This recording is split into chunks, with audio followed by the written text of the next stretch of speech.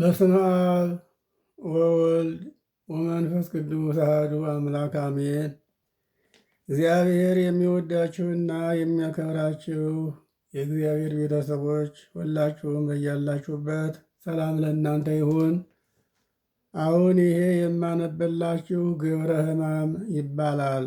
አብይ ጾም እንዳለቀ ከሆሳዕና እስከ ትንሣኤ ስለ ክርስቶስ መከራ እያሰብን የምናነበው ግብረ ሕማም ነው።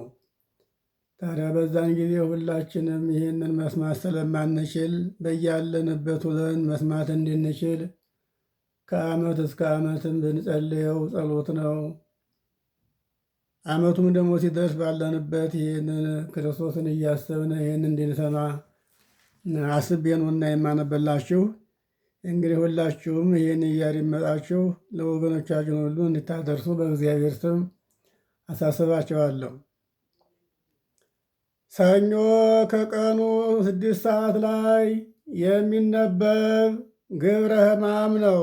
ሃይማኖተ አበው ምዕራፍ 43 ተራ ቁጥር 1 ጀምሮ ይቤ መጦሊጎን ኮኑ ህጉላነ ኢማእምራን ርትዕት ሃይማኖት ከማሃዱ ህላዌሁ ለወልድ ምስለ ሥጋሁ። መጦሊጎን የወልድ ባህሪው ከሥጋው ጋር አንድ እንደሆነ የቀናች ሃይማኖትን የማያውቁ ሰዎች የተጎዱ ናቸው አለ። ተራ ቁጥር 2 ለእመ ኮነ አሐደ ህላዌ በአማን ውእቱ ቃለ እግዚአብሔር ዘተወልደ በዘኢይትረከብ አምሳል ወሶበሂ ነሣ ሥጋነ ኢነሣ ሥጋ ዘእንበለ ነፍስ አላ ዘቦቱ ነፍስ ለባዊት ወነባቢት ወአስተርአየ ብእሴ ወፂኦ እምብእሲት። አንድ አካል አንድ ባሕሪ ከሆነ በማይመረመር ግብር የተወለደ በእውነት የእግዚአብሔር ቃል ነው አለ። ሥጋችንንም በተዋሃደ ጊዜ ነፍስን ትቶ ሥጋን ብቻ አልተዋሃደም፣ ነፍስንም ሥጋንም ተዋሃደ እንጂ አለ። የምታውቅ የምትናገር ነፍስ ገንዘቡ የምትሆን ሥጋን ፈጥሮ ተዋሃደ እንጂ አለ። ተራ ቁጥር 3 ወበዚህ ግብር ይትከፈል ሀበ ክሌ አካል ወይትበሃል ክሌ አላ አሐዱ ግብሩ ዘከመ ትካት እንበለ ፍልጠት። ሰው ሆኖ ከድንግል ማርያም ተወልዶ ተገለጠ። በዚህም በመዋሃዱ በመወለዱ ሁለት አካል ሁለት ባሕሪ ወደ መሆን አይከፈልም አለ። ሁለት ባሕሪም አይባልም አለ። ቀድሞ መለኮት ከትስብእት ትስብእትም ከመለኮት ሳይዋሃዱ ሁለት ባሕሪ ነበሩ ማለት መለኮት አንድ ባሕሪ ትስብእት አንድ ባሕሪ ነበር። ሁለት ባሕሪ ነበሩ። ከተዋሃዱ በኋላ ግን አንድ ባሕሪ እንጂ ሁለት ባሕሪ አይባልም አለ። እንደ ቀደመው ያለመለየት ሥራው አንድ ነው አለ። ተራ ቁጥር 4 ወአኮ ውእቱ እንበለ ሥጋ ወኢሂ ሥጋሁ በምታት አላ ውእቱ ሥጋሁ እሙነ በተዋህዶ ዘእንበለ ፍልጠት ወዘእንበለ ውላጤ ወይ ክፍለት ወዘኢያምን ዘንተ ያጤይቀነ ከመ ውእቱ ንፉቅ። ሥጋንም ያልነሳ አይደለም፣ ሥጋውም በምታት አይደለም። ያለመለያየት፣ ያለመለዋወጥ፣ ያለመለወጥ፣ ያለመከፈል በተዋህዶ እውነተኛ ሥጋው ነው እንጂ አለ። ይህንን የማያምን ተጠራጣሪ የሆነ መናፍቅ ሰው መናፍቅ እንደሆነ ያስረዳል አለ። የመለኮትንና የትስብእትን ተዋህዶ የማያምንና የሚጠራጠር ሰው ከሆነ ይህ ሰው መናፍቅ መሆን አለበት አለ። ተራ ቁጥር 5 ወአዲ ንብል አልቦቱ ቱሳሄ ወይ ካልእ ነገር ዘከመዝ ወይ ተለወ ነባበ ቱሳሄ በእንተ ነገረ ተዋህዶቱ ዘበአማን ዳግመኛ መቀላቀል ይህንንም የመሰለ ሌላ ነገር የለበትም እንላለን አለ። ተዋህዶ እውነተኛ ስለሆነ ተቀላቀለ ማለት አይስማማውምና አለ። የመለኮትና የትስብእት ተዋህዶ እንጂ ቅልቅል አይደለም አለ።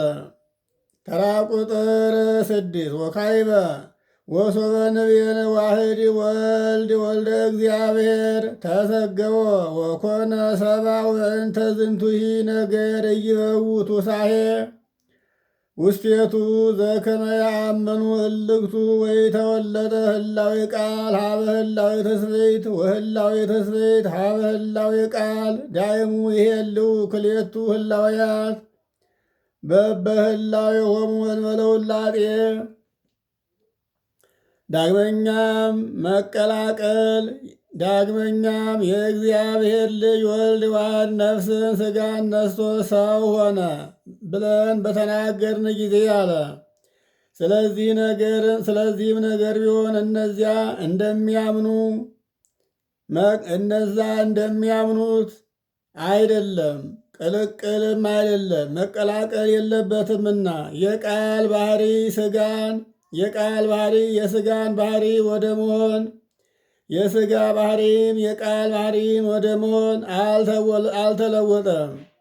ቃልም ቃልነቱን ሳይለቅ ሥጋን ተዋሃደ እንጂ ሥጋም ሥጋነቱን ሳይለቅ ቃልን ተዋሃደ እንጂ ሁለቱ ባህርያት ያለመለዋወጥ ባለመቀላቀል ጸንተው ለዘላለም ይኖራሉ እንጂ አለ። የዮሐንስ ወንጌል ምዕራፍ 1 ቁጥር 1 እስከ 18 ላይ እና የዮሐንስ ወንጌል ምዕራፍ 3 ቁጥር 18 ላይ እንደተጻፈው አንደኛ ቆሮንቶስ ምዕራፍ 8 ቁጥር 6 ላይም ይህንኑ ቃል እናገኘዋለን።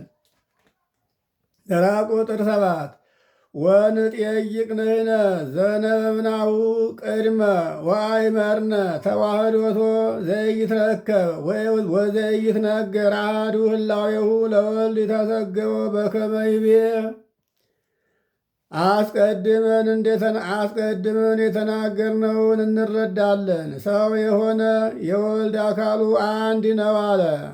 አንድ ነውም ብለን እንደተናገርንም የማይመረመር እና የማይነገር ተዋህዶውን እናውቃለን አለ። የተዋህዶውን ነገር ግን እኛ ፈጽመን ልንመረምረው አንችልም፣ የማይመረመር ተዋህዶ ነውና አለ። ሃይማኖተ አበው ምዕራፍ 47 ቁጥር 1 ይብየ አዮክንዴዎስ ሊቀ ጳጳሳት ዘሮሜ ውስተ መልእክቱ አብይ ሀበ ቅዱስ ሳዊርያኖስ ኤጲስቆጶስ ዘኤላ። ወደ ኤላ ኤጲስቆጶስ ወደ ቅዱስ ሳዊርያኖስ በላከው በደገኛው መልእክቱ የሮሙ ሊቀ ጳጳሳት አዮክንዴዎስ ዳግመኛ እንዲህ አለ። ተራ ቁጥር 2 አመ ጊዜ ወረደ እግዚአብሔር ቃልም ሰማያት ወአደረ ውስተ ከርሳ ለእግዝእትነ ቅድስት ድንግል ማርያም ወተሰብአ እምኔሃ ኢያምጽአ ሥጋ ምስሌሁም ሰማያት ወመለኮቱ ኢኮነ እምድር አላ አምላኩ ውእቱ። እግዚአብሔር ከሰማይ በወረደ ጊዜ አለ በእመቤታችን በቅድስት ድንግል ማርያም ማኅፀንም ባደረ ጊዜ አለ ከእርሷ ሥጋን ነፍስን ነስቶ ሰው በሆነ ጊዜ ከሰማይ ሥጋን ይዞ አልመጣም። መለኮቱም ከምድር የተገኘ አይደለም፣ ቀዳማዊ አምላክ ነውና አለ። ተራ ቁጥር 3 ወለሊሁ ሐነጸ ሥጋሁ ውስተ ከርሰ ድንግል ወይ ተሳተፎ መኑሂ በፈጢረ ሥጋሁ አላ ለሊሁ ባሕቲቱ ፈጠሮ። እርሱም ሥጋውን በድንግል ማርያም ማኅፀን ፈጠረ። ሥጋውንም በመፍጠር ማን አጋዥ አልሆነውም። እርሱ ራሱ የፈጠረውን ነፍስና ሥጋ ተዋሃደ እንጂ አለ። ተራ ቁጥር 4 ወንተአመን እስመ በኩሉ ዘገብሮ ትስብእት ኢተፈልጠ እምኔሁ መለኮት ኢአሐተ ሰዓተ ወንተአመን እስመ አመ ጊዜ መጻ እግዚእነ ወመድኃኒነ አህበረ መለኮቶ ምስለ ትስብእቱ በተዋህዶ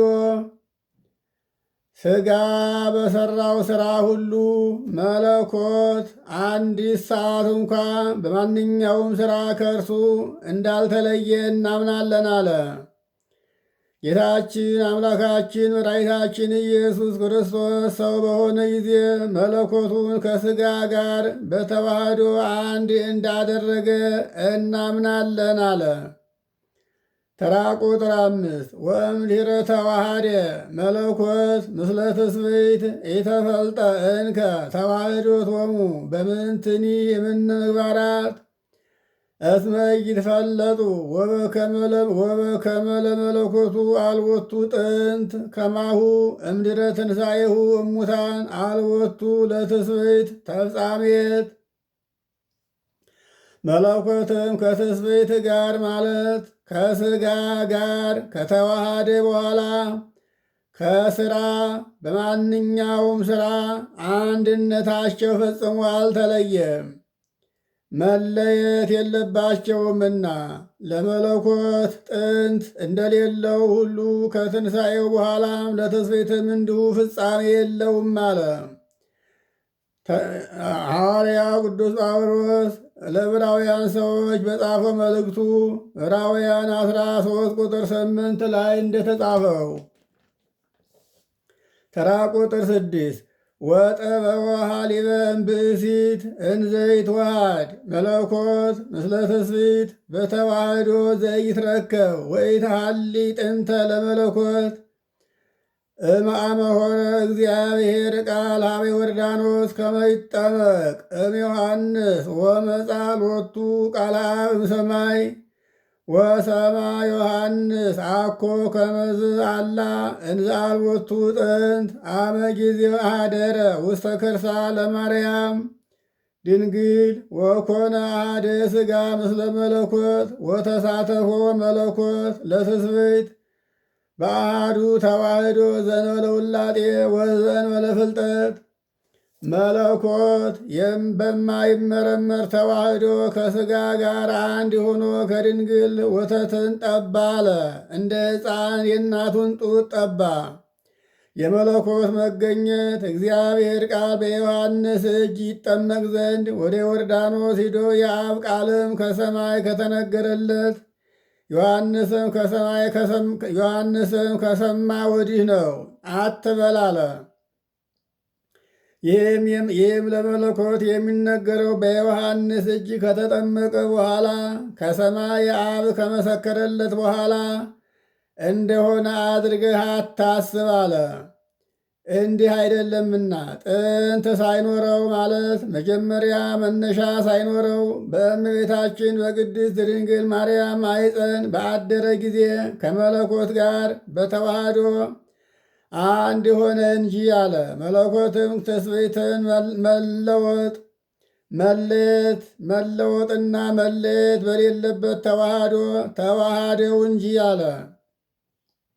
ተራ ቁጥር 7 አልቦቱ ለመለኮት ፍልጠት እምትስብእት እንዘ ስቁል ዲበ ዕፀ መስቀል ኢተፈልጠ መለኮቱ እምትስብእቱ ኢአተሳተ ወኢ ከመ ቅጽበተ ዓይን ወእንዘሂ ውስተ መቃብር የተፈልጠ መለኮት እምትስብእቱ። በመስቀል ተሰቅሎ ሳለ ለመለኮት ከሥጋ መለየት የለበትም ማለት ጌታችን አምላካችን ኢየሱስ ክርስቶስ በተዋሃደው ሥጋ በመስቀል ላይ ተሰቅሎ ስታየው መለኮት የተለየው እንዳይመስልህ አለ። የለበትም። አንዲት ሰዓት እንኳ የዓይን ጥቅሻ ያህል እንኳ መለኮት አልተለየውም አለ። መለኮት ከትስብእት አልተለየም። በመቃብር ውስጥም ሳለ መለኮት ከትስብእት በመቃብር ካለው በሥጋውም አልተለየውም አለ። መለኮት ጌታችን አምላካችን ኢየሱስ ክርስቶስ በመስቀል ላይ ተሰቅሎ ሙቶ ሥጋ ወደ መቃብር ሲወርድ ነፍሱም ወደ ሲኦል ስትወርድ መለኮት በመቃብር ከሥጋው ጋር በሲኦልም ከነፍስ ጋር ነበረ። በሁሉም ቦታ መገኘት የሚቻለው አምላክ ስለሆነ በሁሉም አብሮት ነበር አለ። ተራ ቁጥር 8 ዋድገ ውስተ ሰማያት በሥጋ ዘነሣ እግዝእትነ ድንግል ማርያም ወነበረ በየማነ አቡሁ ኄር ዝንቱ ውእቱ አርትዖ ሃይማኖት። ከእመቤታችን ከቅድስት ድንግል ማርያም በነሳው ሥጋም ወደ ሰማይ አድረገ። በአባቱ እሪናም ማለት በአባቱ ቀኝ ተቀመጠ። የቀና ሃይማኖት ይሉሃል ይሄ ነው አለ።